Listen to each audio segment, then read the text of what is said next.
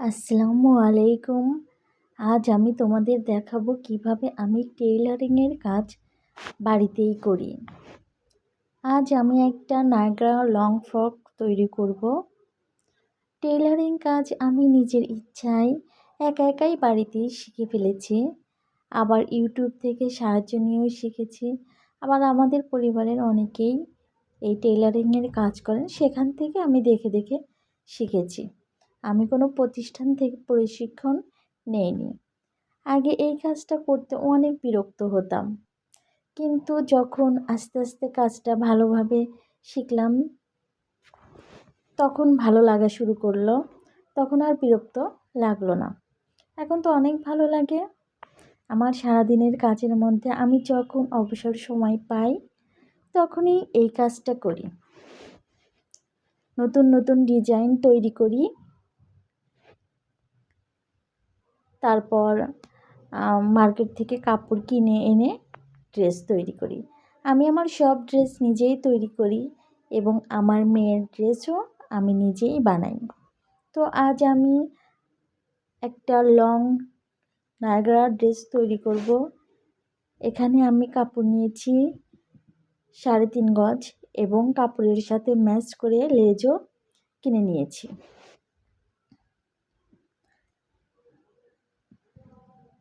আমি বেশিরভাগ ড্রেসই লং তৈরি করি এবং লং হাতা দিই, এবং এসব ড্রেস পরে আমি বাইরেও যেতে পারি। আমার ভীষণ ঠান্ডাজনিত সমস্যা থাকার কারণে ডাক্তার আমাকে গরমে সুতি কাপড় ব্যবহার করতে পরামর্শ দিয়েছে। এজন্য আমি সুতি কাপড় দিয়ে লং বড় ফ্রক ড্রেস তৈরি করি এবং ওগুলো পরেই বাইরে যাই। কারণ পিচ্ছিল বা পলিস্টার টাইপের কাপড় পরলে শরীর অনেক ঘেমে যায়, এতে ঠান্ডা লেগে যায়, আমার অনেক সমস্যা হয়। এই জন্য আমি বোরকার মতো লং ড্রেস বানাই, সাথে বড় হিজাব বা স্কার্ফ পরি। জামার ঝুলটা নিলাম আমি 48 ইঞ্চি, উপরের পার্ট নিলাম 16 ইঞ্চি, আর নিচের অংশটা নিয়েছি 34 ইঞ্চি, আর হাতাটা নিয়েছি 22 ইঞ্চি। যেহেতু আমি হাতার সামনে কুচি দিব, তাই একটু হাতাটা বড় করে কেটে নিয়েছি। গলায় পাইপিং কেটে নিলাম, আর জামার গলাটা নিয়েছি 5.5 ইঞ্চি, পুট নিয়েছি 7 ইঞ্চি। যেহেতু জামায় চেইন লাগাবো তাই মাঝ বরাবর কেটে নিলাম। এখন জামার গলায় লেজ লাগাচ্ছি।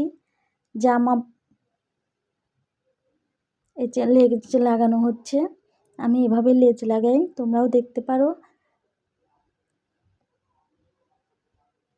এখন জামাটা পরে দেখবো জামাটা কেমন লাগছে। দেখো জামাটা অনেক সুন্দর হয়েছে, অনেক ভালো লাগছে। আজ এ পর্যন্তই, ভালো থেকো সবাই। আসসালামু আলাইকুম।